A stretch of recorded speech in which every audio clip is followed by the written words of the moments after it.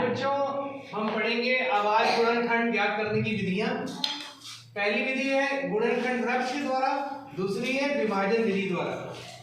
पहले हम जान लेते हैं कि आवाज गुणनखंड क्या होता है। जब कोई संख्या आवाज गुणनखंडों के गुणनफल के रूप में लिखी हो तो उसका आवाज गुणनखंड रूप कहलाता है। जो अभाज्य संख्याएं होती हैं आप पहले भी जानते हैं, पहले से ही जानते हैं कि अभाज्य संख्या क्या होती है। वे संख्याएं जो स्वयं से कटे या एक से। आइए हम देखते हैं 100 तक की अभाज्य संख्याएं कौन कौन सी होंगी। 2, 3, 5, 7, 11, 13, 17, 19, 23, 29, 31, 37, 41, 43, 46, 53, 59, 61, 67, 71, 73, 79, 89 और 97। ये वे संख्याएं जो स्वयं से कटेंगी या एक से कटेंगी। आज हम सीखेंगे गुणनखंड वृक्ष द्वारा अभाज्य गुणनखंड निकालना। मैंने एक पेड़ बनाया हुआ है। पेड़ में देखिए डालें होती हैं, डालों में पत्तियां होती हैं। यहां पर हमें डाल और पेड़ से मतलब है, तो हम कोई भी संख्या ले लें। उदाहरण के लिए मैंने 90 ले लिया। मैं गोला बनाऊंगा और इससे 2 डालें निकाल दूंगा।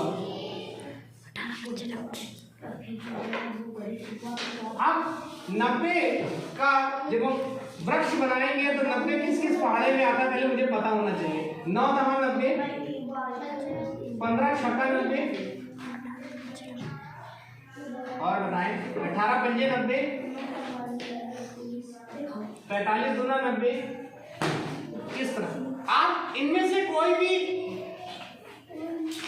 2 टुकड़े ले सकते हैं जिनका गुणनफल 90 हो। ये अभाज्य नहीं है, लेकिन आने वाले जैसे ही हम इस विधि का प्रयोग करेंगे अभाज्य गुणनखंड में बदल जाएगा। देखिए 30 का मैंने अभाज्य गुणनखंड लिखा है 2 गुणे 3 गुणे 5। देखिए 2, 3 और 5 सभी अभाज्य संख्याएं हैं। इसी तरह 70 2 गुणे 5 गुणे 7, 90 2 गुणे 3 गुणे 3 गुणे 5। आइए देखते हैं कैसे पता करेंगे। सबसे पहले एक गोला बनाएंगे, उसमें 90 लिख देंगे। अब इनमें से कोई एक गुणनखंड हम ले सकते हैं जिसका भी गुणा 90 होगा। हम लेते हैं 15 गुणे 6। अब हम 15 को 2 टुकड़े में तोड़ेंगे। 3 पचे 15, 6 को लिख सकते हैं 2 तिहाई 6। तो 90 के अभाज्य गुणनखंड क्या हो जाएंगे।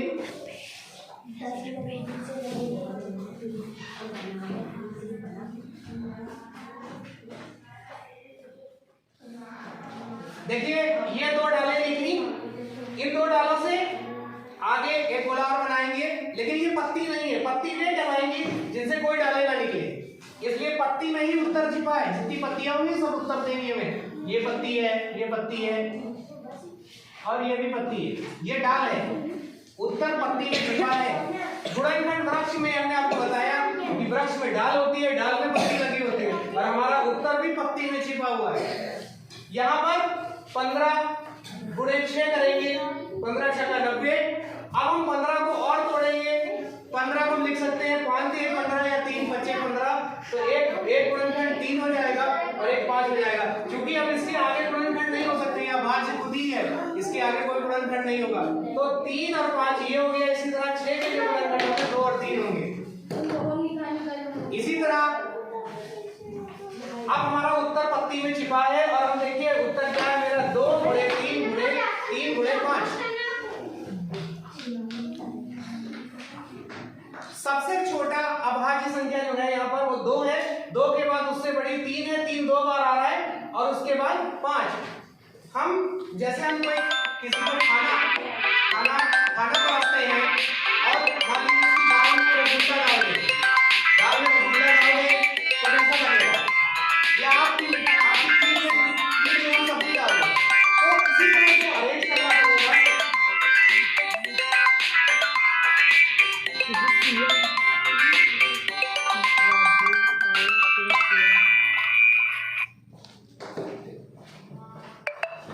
तो यहाँ पर उत्तर आ जाएगा 2 गुणे 3 गुणे 3 गुणे 5। तो आज हमने ये सीखा कि गुणनखंड वृक्ष से हम कैसे अभाज्य गुणनखंड ज्ञात करते हैं। आप चाहें तो 90 के और जो टुकड़े हैं उनसे भी आप उत्तर ज्ञात करेंगे और आप पाएंगे कि आपका उत्तर वही आएगा। आइए हम देखते हैं 9 गुणे 10 से करके इसको। 90 के 2 टुकड़े मुझे पता है, 9 का बड़ा आता है, 9 दाम 90।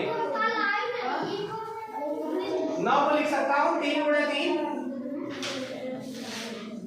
और 10 को लिख सकता हूँ 2 पंजे 10 या 5 दूनी 10। और अगर आप 90 को लिखें तो देखिए फिर वही 90 आएगा, 2 गुणे 3 गुणे 3 गुणे 5। तो आज के वीडियो में हमने ये सीखा कि हम अभाज्य गुणनखंड वृक्ष गुणनखंड अगर निकालना चाहते हैं तो हम गुणनखंड वृक्ष से निकाल सकते हैं, लेकिन इस विधि की एक कमी है कि जैसे जैसे संख्याएं बढ़ने लगेगी मैं इस विधि से अभाज्य गुणनखंड नहीं निकाल पाऊंगा। फिर मैं दूसरी विधि देखूंगा, विभाजन विधि। लेकिन विभाजन विधि को करने से पहले हमें इसके लिए विभाज्यता की जांच आनी चाहिए, ताकि हम ये जान सके कि हमारी कौन सी संख्या किस संख्या से विभाज्य हो रही है। क्योंकि उसमें अगर 2 से विभाजित करेंगे, 2 से विभाजित नहीं हो रहा तो अगली संख्या जो होगी अभाज्य 3 होगी। अगर 3 से विभाजित नहीं हो रहा है तो उसके बाद अगली संख्या 5 पर जाएंगे और इस तरह से आगे हम बढ़ते चले जाएंगे। तो आगे की वीडियोस में हम देखेंगे कि अभाज्य गुणनखंड कैसे हम करेंगे। आज हमने सीखा कि गुणनखंड वृक्ष द्वारा कैसे अभाज्य गुणनखंड प्राप्त करते हैं। आगे के वीडियोस में हम देखेंगे कि विभाजन विधि द्वारा कैसे हम गुणनखंड निकालेंगे।